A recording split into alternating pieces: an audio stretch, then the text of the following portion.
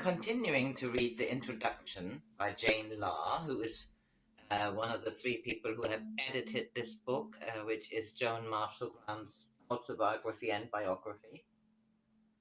And I've already read most of this book with extracts of her speaking from the heart. Full Circle is the title of this chapter, and it is Jane LAHR who writes it and was part of the editorial team here on this book. I have already read the first part of this chapter, and I'm continuing.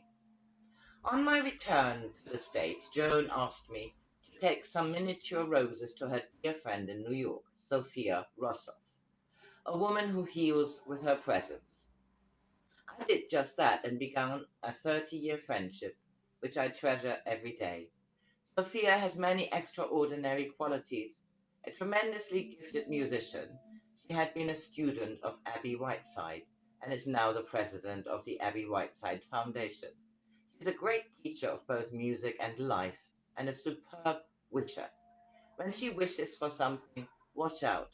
If she wishes, it manifests. Sophia quoted Joan to her students and friends on a daily basis.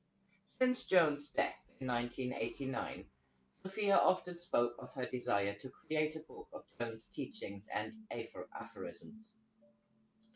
I believe it was the summer of 1998 when Nicola, Joan's granddaughter, was visiting and we were going to go to Sophia for tea. When she opened the door to us, she was clearly in a state of high excitement. You will never believe what I just found. On the carpet of her living room was a large brown suitcase open. Inside were heaps of notebooks. It was a suitcase that Joan had left in her keeping 20 years before. Sophia had assured that Joan would come for it, had assumed that Joan would come for it, but that day never came, and it had been gathering dust in her closet ever since.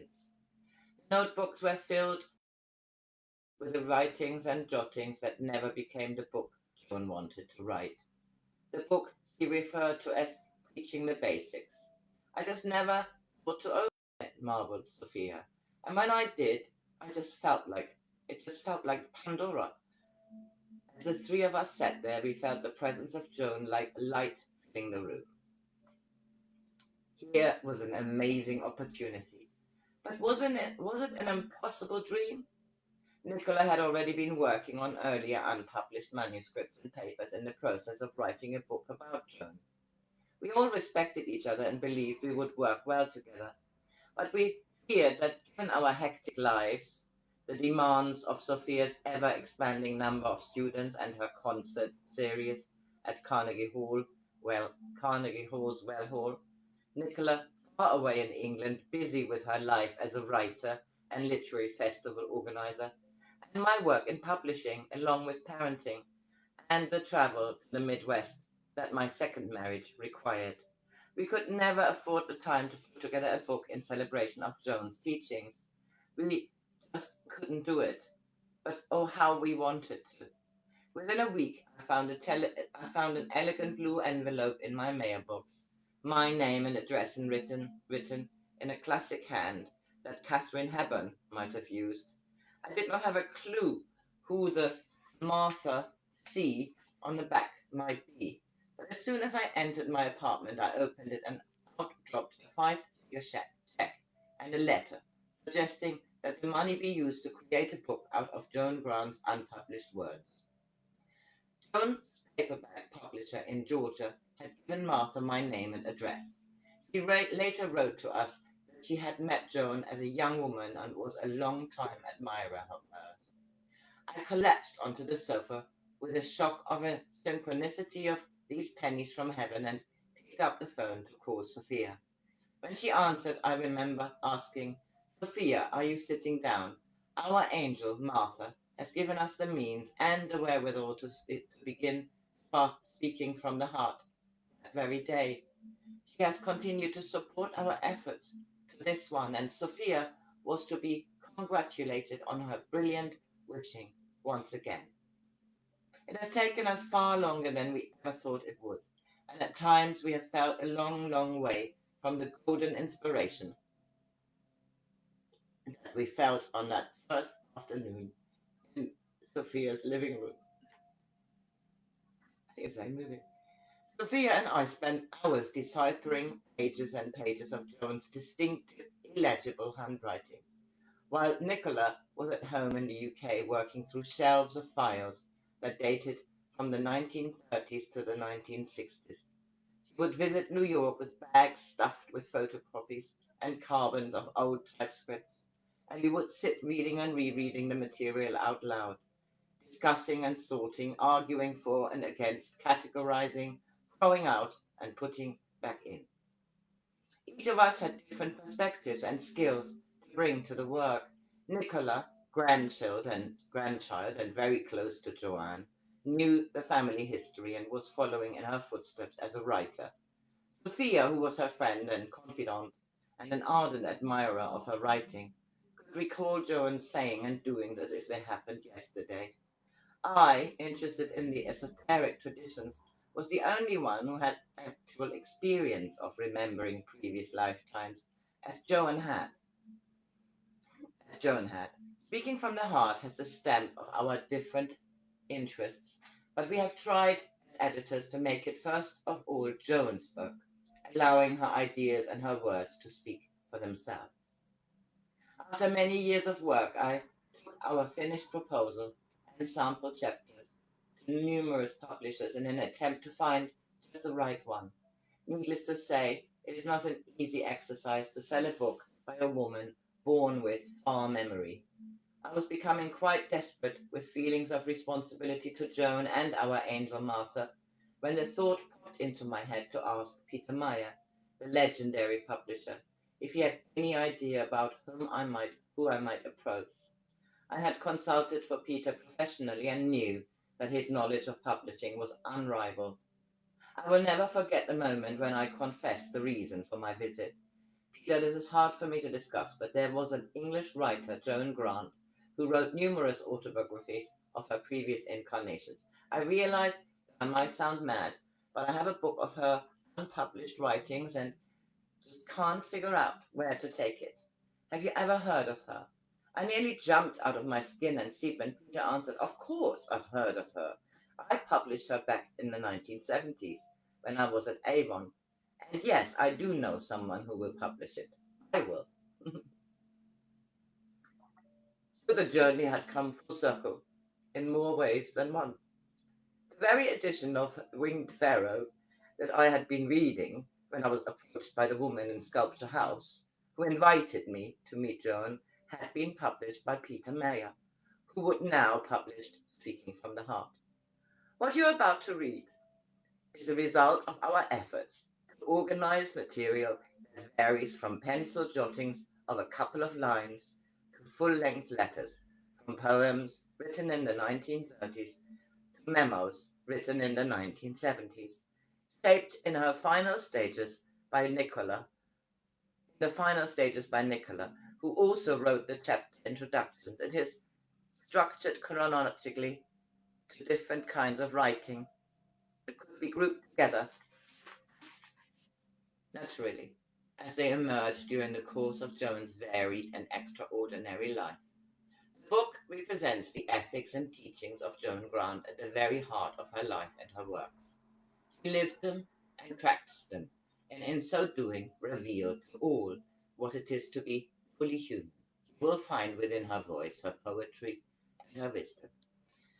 There is a next chapter called Scarlet Fish, and this was a story she wrote as well, and I will read it. It's only very short. The Scarlet Fish, a story by Joan Marshall Grant. In the middle of a garden there was a very large and beautiful pool. It was tiled in turquoise color, and fresh water always ran into it, through a little stone channel, and out again through a grid at the other end. In it there lived a lot of very, very fat, contented fishes, and one little scarlet fish. The big fat fish ate up all the flies and all the worms, and they took for themselves all the nicest shallow caves which the lotus leaves made. But the poor little scarlet fish had very little to eat, and no private place where he could sleep out of the hot sunshine. He couldn't spend his time eating or being lazy in the shade. He had to do a lot of thinking to keep himself from being sad.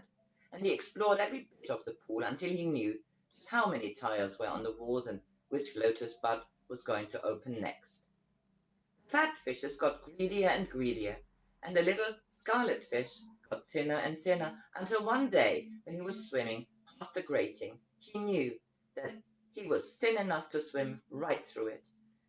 It was rather a struggle getting through, and he lost quite a lot of his scales doing it, but at last he was free. He swam down the water channels until he got to the great river, and he swam on and on down the great river until he came to the sea. And there he found lots of things that were very, very, very beautiful, and lots of things that were very frightening. Once he saw a fish so big that he could have drunk the whole of his home pool for breakfast, and still have been thirsty. The great fish was swimming along with his mouth open, collecting his breakfast, just like a fisherman drawing in his net, and the poor little scarlet fish went down his throat into the awful churning darkness of the great fish's belly. Then the little scarlet fish prayed very hard to the god of the fishes, and the god heard him, and in spite of his being in such a dark place, and the god made the big fish have hiccups, and he hiccuped the little scarlet fish back into the sea again. Then the little scarlet fish found a beautiful palace of coral in the clear green depths of the sea, and beautiful little fishes with blue and gold spots brought him the most lovely fat worm on a mother of pearl plate. He enjoyed it so much that he might have stayed there the rest of his life, but he wanted to go back to his own home pool and tell the fat fishes all the exciting things they were missing by being too big to go through the grating. So he left the sea and swam back up the river, and on the way he had many more adventures, and some were nearly as dangerous as being swallowed by the great big fish. And he swam up the long river and up the water channels until he came to his own grating, and now he was so thin from his adventures that he got through it quite easily. He thought everybody would be very surprised to see him again. Nobody had even noticed he had been away. He swam up to a big fat fish, who was the king fish of the pool, and he said, "Stop eating and blowing bubbles and listen to me, you fat and foolish fish. I have come to tell you of all the wonderful things that happened to me on the other side of the grating, and I shall teach you to grow thin, so that you too may go upon the same journey and become as wise as I am." The fat fish swam towards the grating, and when he saw that the bars were so close together that not even one of his fins could go between them, he blew two bubbles slowly and scornfully and said, "Silly little scarlet fish, do not disturb my meditations with your foolish chatter. I am much wiser than you are, for I am king of all the fish. How could you have got through the grating when even I cannot put a fin through it?" And the big fat fish swam back to the shadows under the lotus leaves. The scarlet fish was very sad that nobody would listen to him, so he slipped through the grating and swam back towards the sea. Hmm.